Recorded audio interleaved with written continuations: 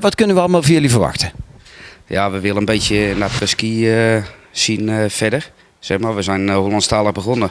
En toen zijn we nummers gaan doen van Lawine Boys en van Helemaal Hollands.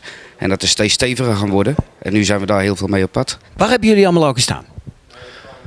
Overal en nergens. Echt heel veel plekken. Overkant, Utrecht, Leiden.